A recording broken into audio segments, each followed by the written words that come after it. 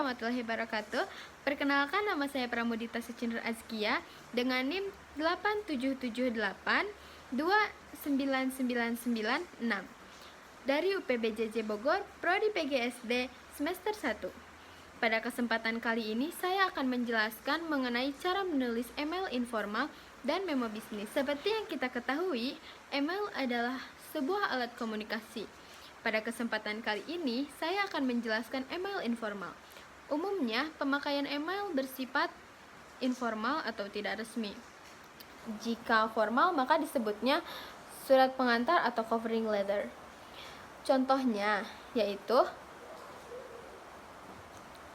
Dear Miss Najwa, here I send you a letter of invitation to the opening of your restaurant, The Kingdom, in Grand Indonesia, Jakarta.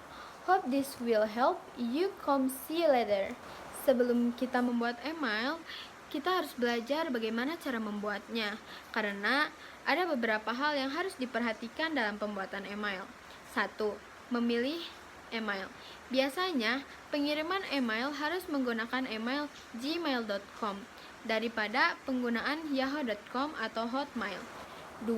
Membuat subject line. Subject line atau perihal sebuah email tersebut harus jelas menentukan apa topik yang akan disampaikan. 3. Menggunakan salam pembuka. Salam pembuka di sini contohnya seperti tadi, menggunakan dear lalu nama penerima. Misalnya Dear Miss Najwa. 4. Tanda baca.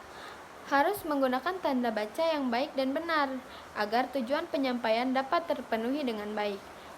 Penerima juga dapat memahami isi email tersebut. 5. Pilih specific job. Misalnya, kita menulis email untuk manajer, maka pada salam pembuka kita bisa menggunakan Dear Sales Manager. 6. Starting and finishing an email. Jadi, dengan memulai dan menyudahi email, kita bisa lihat dari hubungan kita dengan si penerima, bagaimana tata bahasa yang baik yang bisa disampaikan. 7. Membuat introduction. Misalnya, pada saat menulis email, tulis juga dari mana sumber kontak email tersebut. Untuk selanjutnya, saya akan menjelaskan mengenai memo bisnis. Memo bisnis merupakan singkatan dari memorandum atau merupakan alat komunikasi yang penting dalam kebanyakan sebuah organisasi bisnis.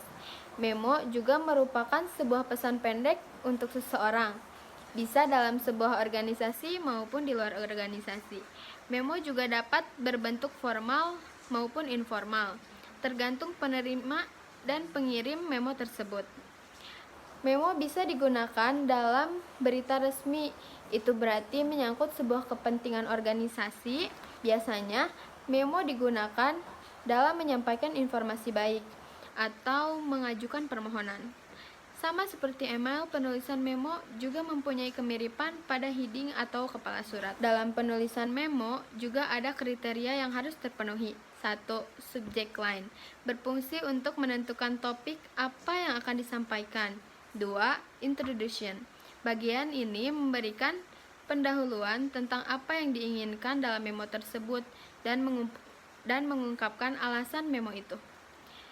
3. Discussion. Menjelaskan isi memo lebih spesifik lagi dengan menggunakan W5H1.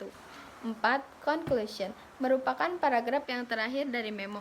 Ada dua macam kesimpulan, yaitu complementary clause dan directive clause. Complementary clause adalah memo yang memotivasi pembaca atau penerima memo, jadi memberi informasi yang membuat mereka senang.